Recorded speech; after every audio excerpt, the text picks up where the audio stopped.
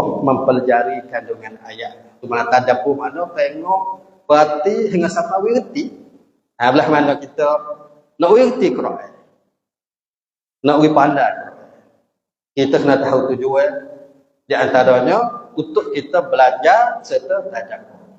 Ya, kita kadang-kadang belajar Quran untuk berhati di dengung, izhar, sedaknya dengung dia. Itu pun salah satu digalakkan juga, tapi tujuan hak lebih pada itu lagi untuk kita tadabbur.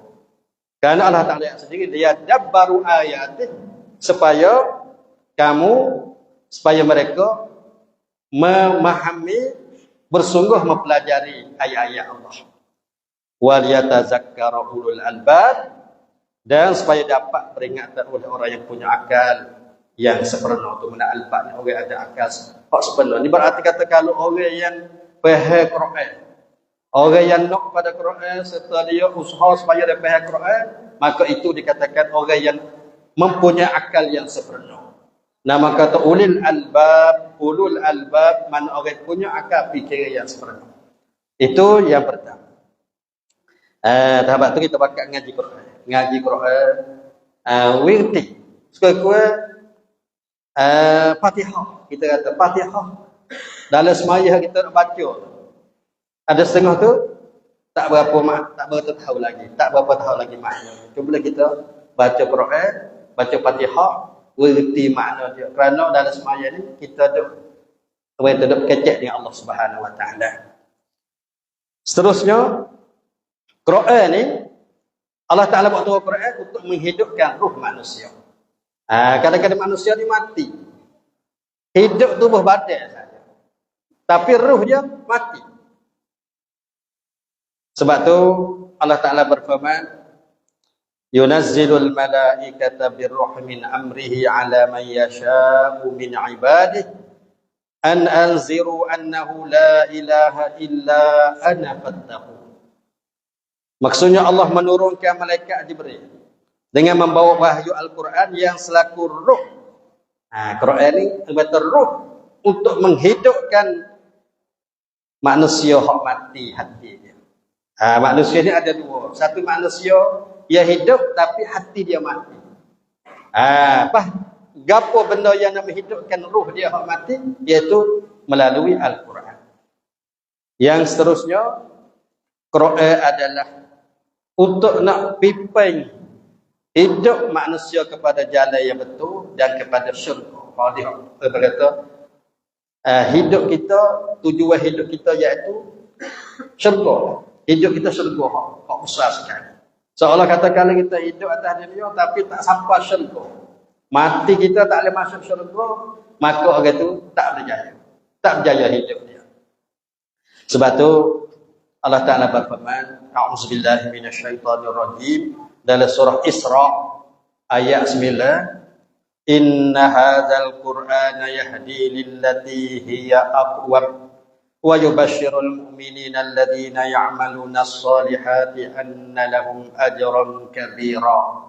Ini dari surah Isra ayat 9. Maksudnya, sesungguhnya ini Al-Quran, inna hadzal Quran, Quran ni, Quran yang kita baca sentiasa memimpin hidayah manusia kepada suatu jalan, suatu cara hidup yang terbaik. Itu mana lillati hiya aqwam. Aqwam mana kata cara hidup yang terbaik di atas dunia. Quran itu duk pimpin kita pada hati. Duk bawa kita, duk pimpin kita kepada cara hidup kita hak terbaik sekali. Berarti kata, kalau kita nak hidup yang baik atas dunia ini, kalau kita ambil selain pada Quran, kita guna ajaran selain pada Quran, maka tidak membawa kita kepada cara hidup yang baik. Ini Allah Ta'ala yang dia tahu manusia.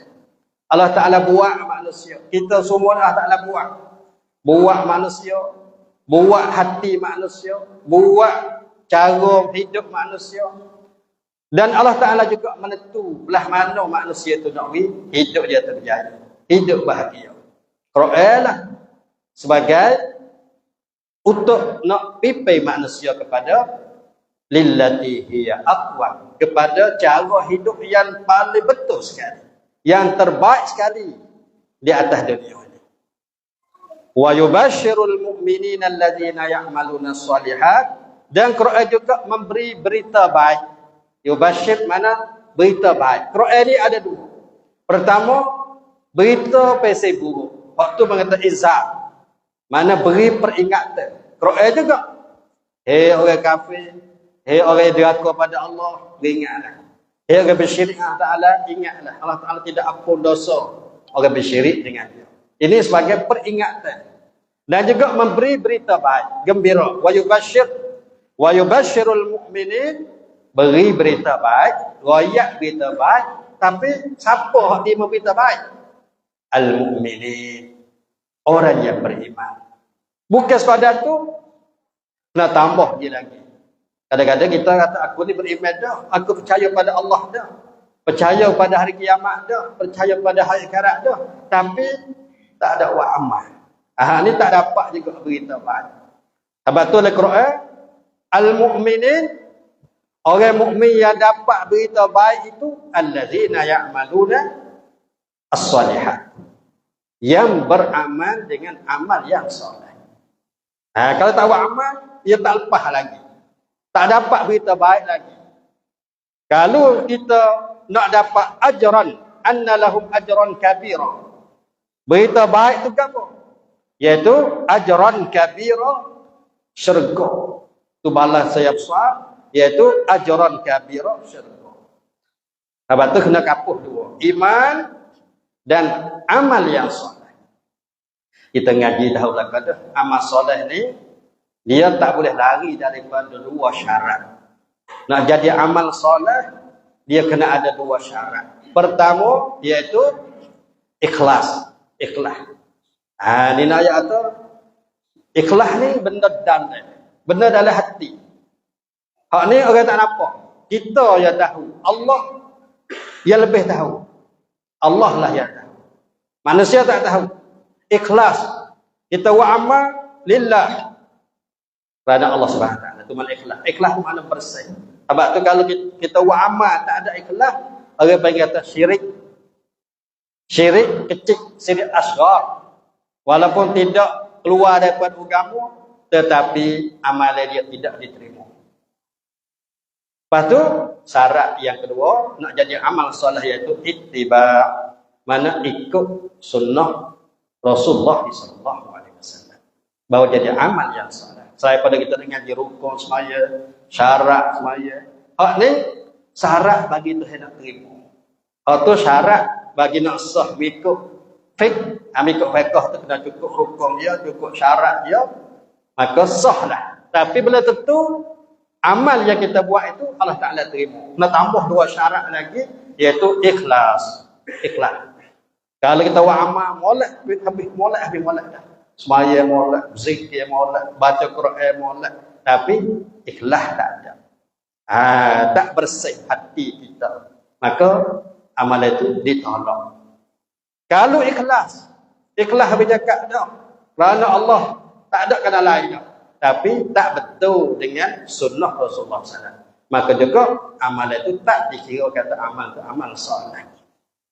Kedua syarat mesti kita kena kapuh sekali, iaitu ikhlas lillahi ta'ala dan mutaba'atul rasul, mana ikut cara Rasulullah SAW, barulah dapat anna lahum ajran kabira wa yubashshirul mu'minina alladhina ya'maluna as-salihat.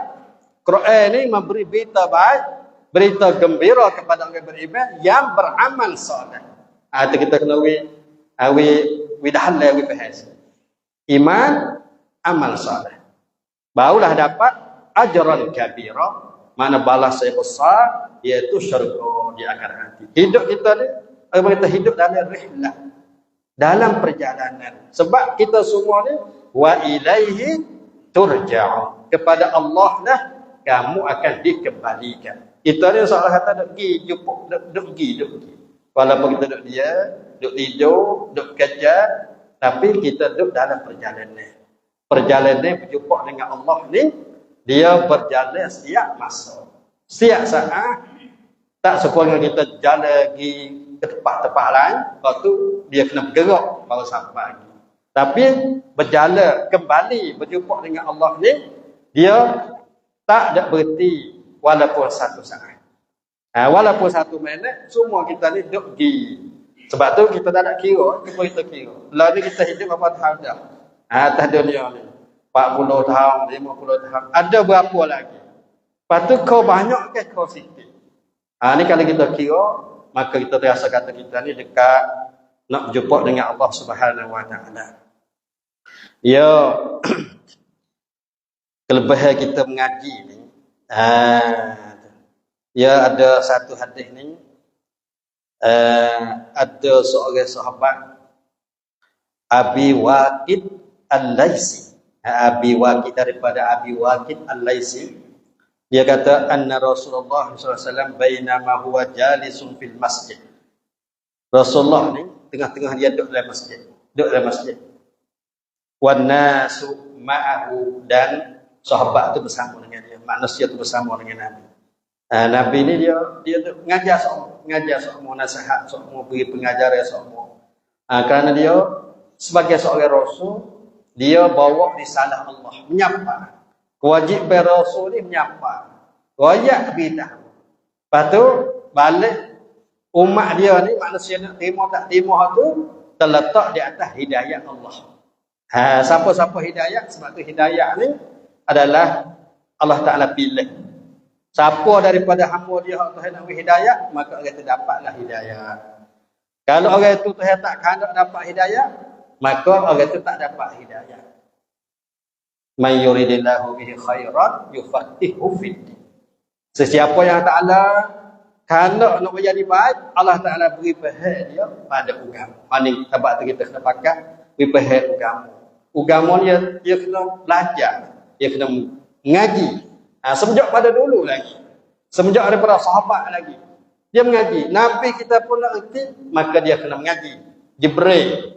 Tu memang dia ajar pada Nabi. Wahyu Allah Ta'ala. Jadi tak ada dalam sunnah sejarah hidup manusia ni, tahu, erti ilmu agama dengan tak mengaji. Ada setengah orang dia tak berhajat pada mengaji. Dia ni pakai ilmu pesing laduni. Ilmu pesing dapat dalam mimpi. Hak ni adalah agama kita salah dengan tabiat manusia yang dapat ilmu. Semenjak daripada salafus soleh dulu. Salafus soleh dulu, puak tabi'in sahabat, semua tu adalah dapat ilmu dengan belajar dan mengaji. Apabila orang tu Tuhan nak jadi dia baik, maka yufaqihu fid din. Allah Ta'ala beri dia faham agama. Sebab tu agama ni kita kena faham. Belah mana nak faham agama? Kalau kita tak belajar, tak mengaji, lebih lagi mengaji ummi, asas, iaitu Quran, hadis, melalui penerangan ulama. Hak ni kita jangan tinggal. Namun dia berkata tak pakai ulama dah. Pakai ulama. Ulama yang betul-betul faham Quran, faham hadis. Mengikut apa yang Nabi, sahabat yang mereka itu faham. Jadi satu perkara kelebihan orang mengaji. Selain pada kita mari duduk beripau ni, ada banyak kelebihan dah. Ada seorang sahabat dia kata Rasulullah duduk sekali dengan puak-puak sahabat dalam masjid. Tiba-tiba mari 3 orang. Iz akbala salah satu nafar. 3 nafar ni mana 3 orang lah. Nafar. Salah satu nafar. Mari dia kata fa akbala isnani ila Rasulillah sallallahu alaihi wasallam. 2 orang tu mari hadap buat Rasulullah. Di tengah Rasulullah duduk buat halaqah. Buat halaqah. Halaqah dengan para sahabat. Apa tu halaqah ni? Kita kena berhidup halaqah. Sunnah Rasulullah SAW adalah buat halaqah. Apabila Nabi dengan sahabat dia, marilah 3 orang. 2 orang itu masuk duduk sekali dengan Rasulullah. Wa zahaba wahidun. Maka seorang lagi itu keluar. Tak ada masuk duduk sekali dah. Dia kata sini fa waqafa ala Rasulullah SAW. Maka kedua-dua orang itu mari duduk Mari duduk dalam majlis Nabi. Lagu mana dia tu? Seorang tu, kok dua orang tu. Kok mari duduk dalam majlis halaqah Nabi tu. Fara'a furjatan fil halaqah fajalasa fiha. Dia tengok nampak luar. Farjah ni mana, furjah ni mana luar. Luar. Nabi halaqah ni mana duduk bulat tu. Dia mari tiga orang tu. Dua orang tu masuk mari, nampak luar, duduk situ. Wa ammal akharu fajalasa khalfahum. Adapun seorang lagi tu duduk sebelah belakang. Tak ada luar, duduk sebelah belakang. Wa ammas salisu fa adbara zahiban. Adapun hak yang ketiga tu paling tak ada masuk duduk sekali. Fajala falamma faragha Rasulullah sallallahu alaihi wasallam. Tak kala Rasulullah tu sudah selesai daripada buat halaqah saat ni, maka Rasulullah katakan, ala ukhbirukum anin nafaris salasah. Adakah mu nak tahu aku nak ayat tiga orang sahaja? Aku nak ayat pada buat kamu berkenaan tiga orang sahaja. Amma ahaduhum fa'awa ila Allah fa'awahu Allah. Adapun salah seorang saat ni, hak dua orang, hak seorang saat ni tu, dia tu tumpu kepada Allah, maka Allah Ta'ala pun jaga dia. Allah Ta'ala jaga dia tu mana? Fa'awahu Allah. Allah Ta'ala pun ambil dia, letak dalam rahmat dia. Mana dhammahu ila rahmatihi. Seorang tu, hak mari nampak lubang, ada dah hakak, maka dia duduk situ. Adapun seorang lagi, fastahya Allahu minhu. Seorang saat ni dia malu. Dia duduk sebelah belakang, maka Allah Ta'ala malu daripada dia. Ni mana dua orang tu ada kelebihan. Ni nak yang kelebihan kita mari bersama dalam halaqah. Walaupun kita duduk belakang pun tak apa. Cuma boleh kalau ada lubang, maka kita duduk situ. Duduk di lubang tu. Adapun seorang lagi, hak masuk mari, lepas tu tubik lagi. Tak ada duduk sekali. Wa ammal akharu fa'aradallahu anhu. Adapun satu lagi, hak ketiga, hak tubik lagi, maka dia berpaling, Allah Ta'ala pun berpaling daripada dia. Maksudnya, dia tinggal majlis Nabi dengan tak ada uzur. Maka Allah Ta'ala pun berpaling di situ, mana Allah Ta'ala berkah ke atasnya. Ini nak ayat kelebihan kita, mari duduk dalam majlis halaqah, majlis ilmu, maka Allah Ta'ala beri rahmat kepada dia. Sebab tu kita dengar dalam hadis Nabi, iaitu apabila kita mari berhimpun di satu rumah daripada rumah Allah, untuk kita belajar mengaji kitab Allah, maka Allah Ta'ala beri rahmat kepada dia. Allah Ta'ala penuhi dengan rahmat. Allah Ta'ala beri ketenangan as-sakinah ke dalam hati. Dan Allah Ta'ala hatta malaikat mari duk likung majlis halaqah dalam rumah Allah Ta'ala. Dan Allah Ta'ala sebut nama orang yang bersama dia dalam halaqah itu seorang demi seorang di sisi malaikat yang bersama dengan dia. Di sisi makhluk yang bersama dengan Allah Ta'ala. Sebab itulah kita kerana belajar mengaji ini adalah jalan kepada syurga. Jalan pada syurga. Wa man salaka tariqan yaltamisu fihi 'ilman sahalallahu lahu bihi tariqan ila jannah. Nabi ada sabda, siapa yang berjalan satu jalan untuk mencari ilmu. Tak ada dah jalan hak lepas. Kita pergi menego, kita pergi mana, tapi kita berjalan lagi untuk nak cari ilmu. Sehingga orang cari ilmu ni bila dia salah satu daripada orang yang berhak dia tu menerima zakat. Ini ayat atas lebihnya. Kerana orang berjalan satu jalan untuk mencari ilmu, Allah Ta'ala permudahkan bagi dia jalan lagi pada syurga. Kalau kita duduk rumah misal, kita tak ada ilmu, tak ada mengaji, kita tak nampak. Tak terbuka jalan untuk nak pergi syurga. Nak buat apa tak ada. Tak ada buat amal di mana. Tapi kalau kita mari dengar ayat Quran, dengar hadis Nabi, maka kita nampak terbuka yang orang belah ni. Nak buat mesin ni, nak pergi mana? Nak pergi boleh masuk syurga. Sahalallahu lahu bihi tariqan ila jannah. Allah Ta'ala permudahkan bagi dia jalan lagi kepada syurga. Jalan lagi pada syurga. Sebab itulah kita mesti kena syukur pada majlis ilmu. Dan dia kata di sini, So lagi kita, ya apabila orang ada ilmu ni, dia faedah. Faedah bukan pada diri dia sendiri. Dia sendiri pun dia faedah dah. Dan so lagi, dia boleh faedah beri pada orang lain. Itu orang Islam. Dengan sebab ada ilmu, dia beri pada orang. Dia menyapa ilmu dia pada orang lain. Maka di situ, ilmu dia, nama ilmu yang manfaat. Ilmu yang berguna. Dan dia tak habis. Ilmu dia tak habis. Tak sepuluh kita beri harta duit. Tapi kalau kita beri ilmu, dia tak habis. Sebab tu, ada juga hadis Nabi kata, Nabi buat perbandingan manusia ni. Nak kita nampak. Nabi kata, inna minas syajari syajarah. Sesungguhnya ada daripada pohon kayu itu, ada sepohon kayu. La yasqutu waraquha. Yang tak jatuh daun dia. Cuba kita cari. Gapo pohon kayu yang tak jatuh, tak gugur daun dia. Wa innaha masalul muslim. Dan itulah perumpamaan seorang muslim.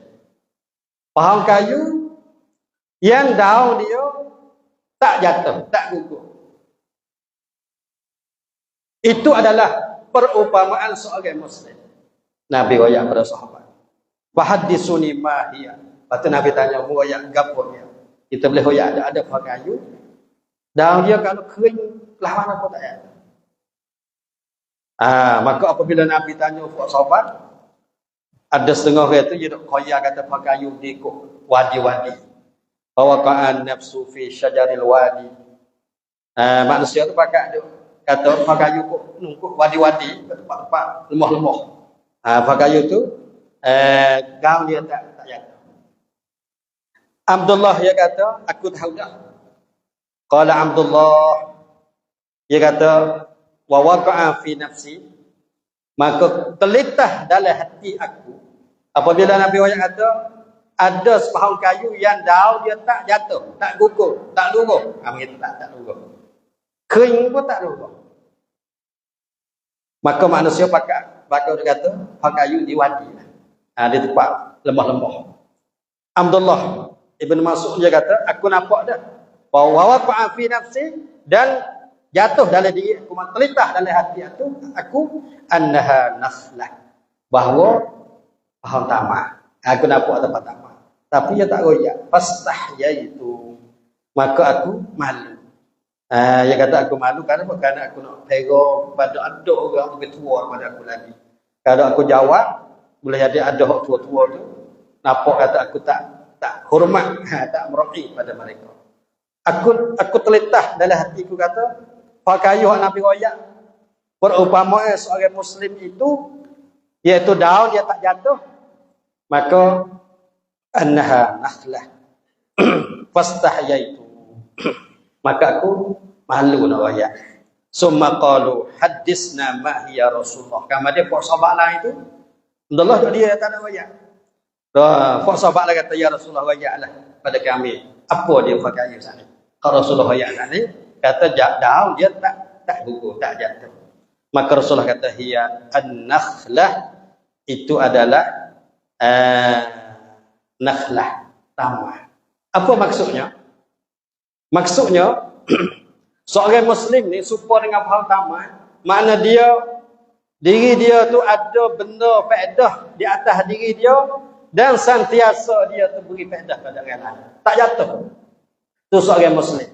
Seorang muslim, diri dia ada kebaikan, banyak manfaat, lepas tu sentiasa kebaikan dia tu beri pada orang. Itu Nabi buat perbandingan seorang muslim supaya dengan nakhlah, supaya dengan pokok nakhlah. Cuba tengok ada rumah sebahang. Daun dia tu kena kerat. Walaupun kering pun tak jatuh. Itu seorang muslim, mana dia tu orang yang berguna, orang yang ada faedah, serta dia sentiasa kebaikan dia tu, mana dia beri pada orang lain. Kita berharap kita ni adalah seorang muslim, bukan sahaja faedah untuk diri kita, tapi untuk faedah kepada orang lain, masyarakat kita, supaya orang lain tu dapat juga manfaat daripada kita. Itu jadi orang yang muslim, dia adalah berguna kepada orang lain, itulah sebab baik manusia yang beriman kepada Allah Subhanahu Wa Taala. Lebih lagi kita ada ilmu ni ya faedah banyak kan. Ya kita dakwah orang ni bukan dengan kita royak. Kadang-kadang dengan tikah laku kita. Kita buat benda baik, orang bakal tengok kita buat benda molek, itu juga dakwah. Supaya kita duduk rumah. Kita berjalan mari masjid ni, kita niat kata aku ni bukan sekadar kata aku nak pergi masjid, tapi aku nak dakwah. Sebagai contoh, siapa masuk sembahyang kena pergi. Bunyi sorak orang pun kena pergi masjid. Dakwah dengan amalan kita. Dakwah dengan perbuatan kita. Ya, dakwah ni banyak cara. Dengan kita ada ilmu, kita boleh royak menyapa. Ataupun kita tak ada nak kecek, nak royak nak mana, kita dakwah dengan tikah laku kita. Dengan akhlak kita. Dengan perangai kita. Semua tu termasuk dalam kata cara kita berdakwah kepada jalan Allah Subhanahu Wa Taala. Alhamdulillah, semoga Allah Taala beri ilmu yang manfaat yang berguna kepada kita semua. Kita berharap kita ni jadi orang berjaya di sisi Allah Subhanahu Wa Taala, dan semoga Allah Taala letakkan kita di atas agama dia. Mati dari Islam, janganlah mati di atas daripada agama Islam.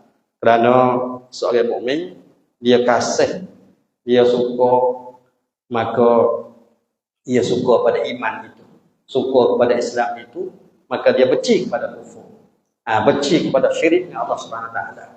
Itu adalah seorang mukmin yang ada kemanisan halawatul iman, yang ada manis iman dia, iaitu dia suka kepada agama kembali, maka dia benci kepada kufur, kepada syirik. Itulah tanda kata orang itu ada halawatul iman. Kita berharap semoga Allah Taala memberi taufik dan hidayah kepada kita semua. Kita nampak ke mana kita nak pergi hidup atas dunia ini, nak pergi ke mana, semua itu kita minta pada Allah Taala di samping kita berusaha.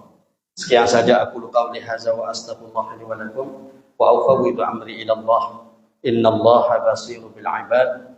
Wassalamu alaikum warahmatullahi wabarakatuh.